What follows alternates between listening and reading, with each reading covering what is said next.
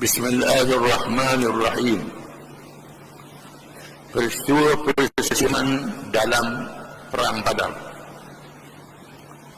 Dalam Perang Badar berlaku beberapa peristiwa menarik yang memperlihatkan kekentalan iman para sahabat radhiyallahu anhu.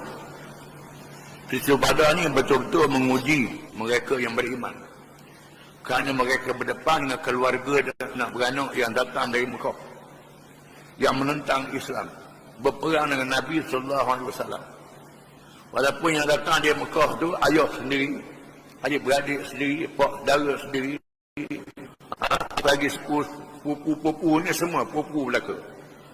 Tapi bidang untuk menyerang Nabi SAW, untuk menyerang Islam, mereka sanggup berperang menghadapi musuh, walaupun musuh itu keluarga mereka sendiri. Dan sebab itu ahli Badar ini mendapat lebihan yang istimewa daripada Allah. Sudahlah tentera itu sedikit 330 yang tidak lengkap senjatanya. Adapun musuh 1000 lengkap senjatanya. Keluarga pula, anak beranak pula. Sangat menekan perasaan. Kalau orang tak kuat iman, lari, tak sanggup nak berperang. Kerana dahsyatnya ujian dalam Perang Badar. Tapi mereka sanggup berperang kerana mempertahankan Islam. Islam lebih tinggi daripada segala-galanya, dikasihi daripada segala-galanya, termasuk Allah dan Rasul. Kisah yang pertama, Ibnu Abbas radhiyallahu meriwayatkan dari Ibnu Ishaq meriwayatkan dari Ibnu Abbas radhiyallahu anhuma, bahawa Nabi SAW telah mengarahkan kepada para sahabat supaya tidak membunuh orang-orang tertentu dari Bani Hashim dan lain-lain, seperti Al-Abbas bin Abdul Muttalib, Abul Bahsari bin Hashim dan sebagainya, kerana mereka tidak terlibat dalam kerja zalim dan telah dipaksa keluar berperang. Di sana ada sahabat-sahabat yang diarahkan. Memang sahabat mengarahkan para sahabat. Di sana ada beberapa orang kafir. Orang kafir yang baik, yang tidak memerangi Islam, tidak menentang Islam. Mereka kafir. Lalu Nabi mengarahkan sahabat-sahabatnya jangan bunuh orang ini dalam medan perang. Seperti Al-Abbas bin Abdul Muttalib, pak saudara Nabi sendiri. Uqil bin Abi Talib, sepupu Nabi. Dan lain-lain lagi. Orang-orang ini yang terlibat dalam perang. Di mana Abdurrahman bin Abu Bakar itu tak masuk dalam senarai. Yang masuk dalam senarainya ialah Abbas bin Muttalib dan Abul Bahsari. Dua pemimpin Mekah ni yang tidak jahat kepada orang Islam. Nabi kata jangan bunuh mereka ni, termasuk Abbas bin Abdul Muttalib. Tiba-tiba Abu Huzaifah bin Utsbah radhiyallahu anhu berkata, Abu Huzaifah berkata, adakah kita membunuh ayah-ayah kita, anak-anak kita, saudara mara kita, dan kita tinggalkan Abbas? Demi Allah, jika aku bertemunya, akan aku hentam dengan pedang ini, kata dia. Adakah Nabi kecualikan pak saudara dia? Abbas ni, dia kafir juga. Kata sahabat ni, Abu Huzaifah bin Utsbah mengatakan, kalau aku temu, aku tam juga Abbas dengan pedang, kata dia. Kata-kata Abu Huzaifah itu sampai ke pengetahuan Rasulullah SAW. Baginda tersinggung. Nabi terasa hati. Kalau kita baca dalam peristiwa Bai'ah Aqabah, masa Nabi buat perjanjian dengan orang kafir dan Aqabah, Nabi diiringi oleh bapa saudaranya Abbas bin Abdul Muttalib.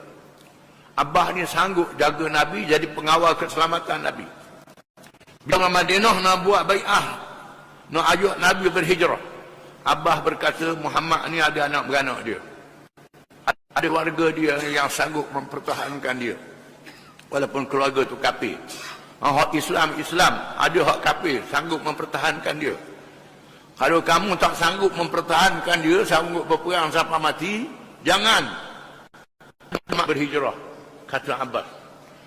Tapi orang Madinah tak peduli pada kata-kata Abbas. Dan mereka melakukan bai'ah Aqabah, khususnya yang kedua, sanggup mati mempertahankan Islam. Mempertahankan Islam. Jadi Abbas termasuk di dalam keluarga yang mempertahankan Nabi SAW. Bila Abu Huzaifah bin Utbah berkata, cakap ni sahabat Nabi, dan Nabi terasa. Abu Huzaifah mengetahui bahawa kata-katanya itu menyinggung Rasulullah SAW. Dia tahu Nabi tersinggung. Dia berkata, aku merasa tidak aman dengan ucapanku itu. Aku rasa tak aman sebab aku bercakap.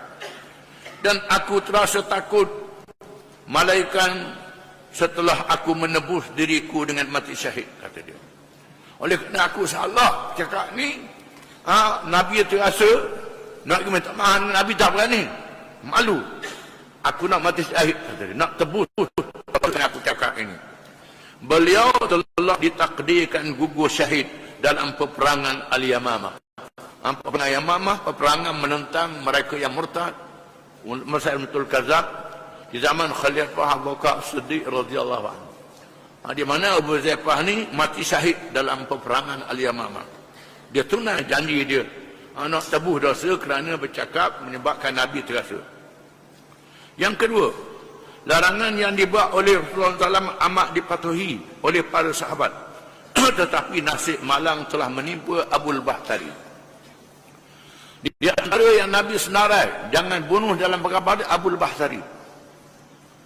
Bila Al-Mujazzar bin Ziyad Al-Balawi, Al-Mujazzar, Mujazzar dengan baca nasab tu. Al-Mujazzar bin Ziyad Al-Balawi bertemu dengannya ketika dia bersama temannya, bersama rakan-rakan dia yang kafir, pemimpin kafir. Al-Mujazzar bin Ziyad Al-Balawi bertemu dengan Abul Bahtari dalam perang Badar. Mujazzar memberi tahunya bahawa Rasulullah SAW mengarahkan supaya dia tidak dibunuh. Mujazzar kata, Nabi tak boleh bunuhmu. Tak boleh bunuh. Tak boleh bunuh. Nabi larang, Nabi kecualikan. Abul Bahtari bertanya, bagaimana pula dengan teman-teman aku? Kawan-kawanku ni macam mana? Aku Nabi pesan jangan bunuh. Kawan-kawan aku lagu mana? Macam mana? Mujazzar menjawab, demi Allah aku tidak akan melepaskan temanmu. Temanmu aku kena bunuh, kata Al-Mujazzar. Abul Bahtari menjawab, demi Allah aku mahu mati bersama. Aku nak mati bersama. Nak mati kafir juga. Dia tegir ni. Padahal Nabi sudah maafkan dia. Tapi kafir bersama dengan Abu Jahal dan pengikut-pengikutnya. Ini kerana ikut orang. Walaupun salah ikut juga. Lalu berlakulah pertempuran di mana memaksa Mujazzar membunuh Abul Bahtari. Membunuh Abul Bahtari. Terpaksa dibunuh. Walaupun dia dibunuh juga. Kerana dia melawan. Ikut rakan-rakan yang lain. Ini peristiwa berlaku perang Badar. Yang ketiga, setelah peperangan selesai, Mus'ab bin Umair telah bertemu dengan Aziz bin Umair yang ditawan oleh seorang sahabat dari kalangan Ansar. Mus'ab bin Umair radhiyallahu anhu. Mus'ab ni kubur dia di Bukit Uhud. Kubur Sayyidina Hamzah. Dia dua orang, Hamzah dan Mus'ab bin Umair. Dikuburkan di situ. Orang lain kubur ramai-ramai. Mus'ab bin Umair ni, dia ada seorang sahabat kalangan Ansar. Sahabat ni menawan Aziz bin Umair, adik-beradik dia. Adik-beradik dia betul. Mus'ab berkata kepada sahabat tersebut, ikat dia kuat-kuat kerana ibunya banyak. Nanti dia menebuhnya denganmu. Ini adik-beradik aku, mu ikat kemah dia. Mu ikat kemah, kat hari, mu aku mari tebuh dia. Mu aku duit banyak. Mu boleh duit banyak. Begitu. Iman mengatasi hubungan saudara. Ini. Aziz berkata kepada Mus'ab, ini caramu terhadapku. Ini caramu terhadap aku. Aku ada beradikmu kena tawan. Mus'ab menjawab, sebenarnya dialah sahabat Ansar menjadi sahabatku, bukannya kamu, kata dia. Kamu bukan adik-beradik aku, bukan sahabat aku. Ini hak Islam ni adik-beradik aku, kata dia. Ini Mus'ab bin Umair radhiyallahu anhu. Ini satu peristiwa. Dan memang tu ibu dia pergi tebu. Mama boleh banyak sungguh lah duitnya. Yang keempat, apabila mayat Utbah bin Rabi'ah diheret untuk dicampur ke dalam telaga buruk, tiba-tiba wajah anaknya Abu Huzaifah berubah. Ayah dia Islam, anak dia Islam, ayahnya kafir. Nabi memerintah mayat-mayat pemimpin-pemimpin Mekah yang kafir dicampur dalam telaga. Campur dalam telaga buruk. Bila dia tengok ayah dia diheret, muka dia berubah. Kan ayah. Ada kok yang berubah muka, tapi iman dia masih ada. Melihat keadaannya, Rasulullah SAW berkata kepadanya, wahai Abu, aku dapati kamu terasa sesuatu terhadap ayahmu. Abu Huzaifah menjawab, demi Allah, wahai Rasulullah, saya tidak terasa kerana dia dibunuh, tetapi saya mengharapkan dia masuk Islam dengan mendapat hidayah setelah dia mati dengan cara begini. Saya terharu kerana matinya kafir, tidak seperti yang saya harapkan, kata dia. Sebab saya sedih ini kerana ayah saya mati kafir, bukan kerana dia dibunuh, tidak. Saya mengharapkan dia masuk Islam, tapi dia tak masuk Islam. Ini menyebabkan saya sedih, bukan kerana dia mati kafir. Mati kafir dia mati macam mana? Banyak lagi kisah-kisah menarik yang boleh diambil dari peperangan Badar, yang menjadi contoh kekentalan iman para sahabat radhiyallahu anhum. Ia juga membuktikan bahawa kecintaan mereka kepada Allah adalah melebihi cinta terhadap saudara sendiri. Cinta kepada Allah mengatasi cinta daripada saudara anak beranak sendiri. Di mana Abu Ubaidah membunuh bapanya, Abu Ubaidah bin Jarrah membunuh bapanya. Abu Bakar bersedia bunuh anaknya. Abu Bakar sanggup bunuh anak dia Abdul Rahman. Abdul Rahman bin Abu Bakar perang di pihak musyrikin. Bakar sanggup ada, tapi mujur Abdul Rahman ni tak dibunuh. Dan akhirnya masuk Islam. Mus'ab bin Umair membunuh saudaranya Ubaid bin Umair. Umar, Hamzah dan juga membunuh sanak saudara mereka. Membunuh anak beranak. Tegaknya Islam mewajibkan penganutnya menghubung silaturrahim dengan kaum keluarga. Wajib menghormati ibu bapa walaupun masih menganut agama musyrik. Tetapi apabila berlakunya pertemuan antara iman dan kufur, iman hendaklah diutamakan. Bila berlaku pertemuan, terpaksa berdepan dengan keluarga yang tentang Islam, maka Islam hendaklah diutamakan. Inilah sikap para sahabat radhiyallahu anhum. Dan Allah menurunkan firman. Allah menurunkan firman memuji mereka. Firman Allah Ta'ala dalam surah Al-Mujadilah. لا تجد قوما يؤمنون بالله واليوم الآخر يوادون من حاد الله ورسوله ولو كانوا آباءهم أو أبناءهم أو إخوانهم أو عشيرتهم أولئك كتب في قلوبهم الإيمان وأيدهم بروح منه ويدخلهم جنات تجري من تحتها الأنهار خالدين فيها رضي الله عنهم ورضوا عنه أولئك حزب الله Ala inna hizballahi humul muflihun. Surah Al-Mujadilah ayat 22. Maksudnya, kamu tidak akan dapati sesuatu kaum yang beriman kepada Allah dan hari akhirat itu dengan iman yang sebenar, memberi kasih sayang kepada orang-orang yang menentang Allah dan Rasulnya, sekalipun orang-orang itu bapa-bapa mereka, atau anak-anak mereka, atau saudara mara mereka, atau keluarga mereka. Mereka itulah orang-orang yang Allah telah menanam keimanan dalam hati mereka dan menguatkan mereka dengan pertolongan yang datang daripada Allah, dan dimasukkan mereka ke dalam syurga. Allah telah sebut semua sahabat-sahabat Nabi yang masuk syurga.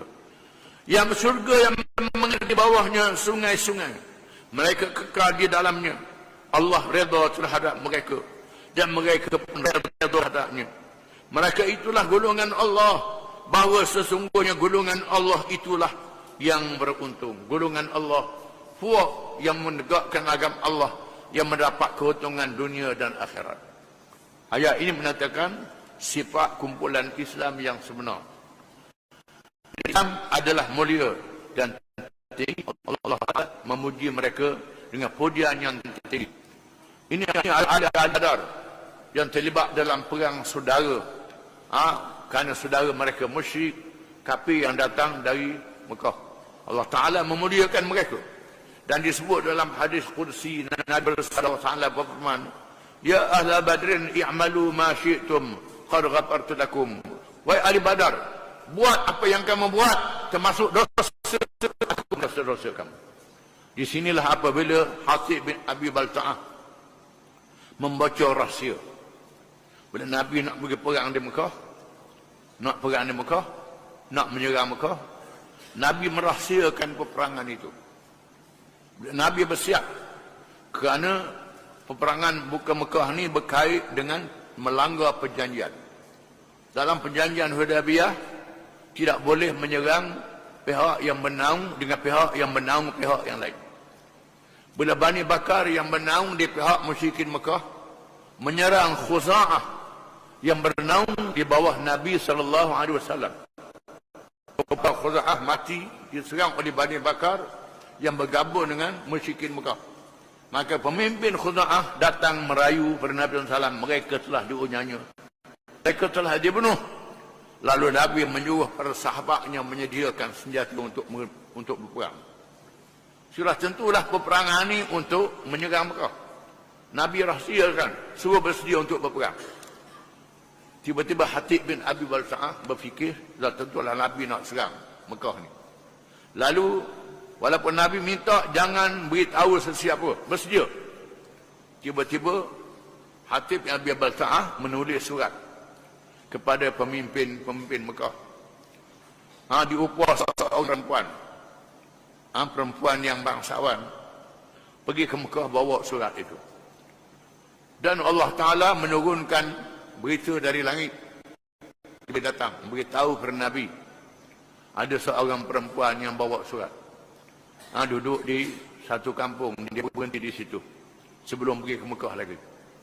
Lalu Nabi mengarahkan Sayyidina Ali dan Zubair supaya mencari perempuan itu dan mengambil surat. Sayyidina Ali Zubair pun pergi ke kampung tu, tengok memang ada semua perempuan tu yang sifatnya began-began. Lalu mereka minta menyerahkan surat. Perempuan tu kata surat apa-apa, dia bohong. Dan dia kata kalau tak mau serah, kami akan lawah pakaian. Cari surat. Lalu dia pun waktu ambil surat daripada sanggur dia, sanggur rambut dia. Dan Sayyidina Ali dengan Zubair tak buka surat ni, buat balik. Ini amanahnya, tak buka surat ni, tak buka baca, buat balik ke Madinah, serah Nabi SAW. Dan Nabi tak boleh membaca. Sahabat yang membaca, ini surat daripada Hatib bin Abi Balta'ah, ditujukan kepada pemimpin Mekah, memberitahu bahawa sahabat untuk menyerang Mekah. Nabi kata, "Ma hadza ya Hatib?" Apa ni wahai Hatib? Lalu Hatib berkata, "Wahai Rasulullah, saya buat ni bukan kerana saya menjadi kafir, saya munafik, tidak sekali-kali. Saya tetap beriman kepada Allah dan Rasul. Saya buat begini kerana saya ada keluarga, anak-anak yang ditinggal di Mekah sana. Dan tak ada keluarga yang besar mempertahankan anak beranak saya dan harta saya. Orang lain yang ada keluarga masing-masing yang boleh melindungi anak dia yang ada di Mekah. Saya tak ada orang yang melindungi keluarga saya. Maka saya buat sesuatu supaya keluarga saya yang di Mekah tidak diganggu." Ini tujuannya. Sayyidina Umar kata, "Ya Rasulullah, izinkan kita pancung leher seorang yang munafik yang telah memecahkan rahsia ini." Nabi kata, "Jangan wahai Umar, jangan. Allah berfirman, ya ahla Badrin i'malu ma syi'tum." Wahai ahli Badar, buat apa yang mereka buat. Hatib adalah seorang ahli Badar. Di mana pilihan ahli Badar ni menyelamatkan Hatib daripada jatuhkan hukuman bunuh. Memanglah hukum syaraknya membaca rahsia negara, membaca rahsia Islam kepada musuh Islam yang sedang berperang dengan kita, hukumannya sangat berat, boleh jatuhkan hukuman bunuh. Tapi Nabi mengecualikan kepada mereka yang hadir perang Badar, kerana mereka diberi kelebihan oleh Allah. Allah Ta'ala sebut dalam ayat yang kita baca ni, wa yudkhiluhum jannatin tajri min tahtiha khalidina fiha radhiyallahu anhum wa radu an la ilaha ala inna hizballahi humul muflihun. Allah Ta'ala memasukkan mereka ke dalam syurga yang mengalir di bawahnya sungai-sungai, mereka kekal dalamnya. Allah Ta'ala meredai mereka dan mereka menolak. Mereka itulah kumpulan Allah, dan kumpulan Allah ini mendapat kemenangan dunia dan akhirat. Allah Ta'ala wahyu yang diturunkan, maka kita tak boleh bertindak terhadap hatib ini, kata Nabi. Ini peristiwa yang sangat menarik. Wallahu a'lam.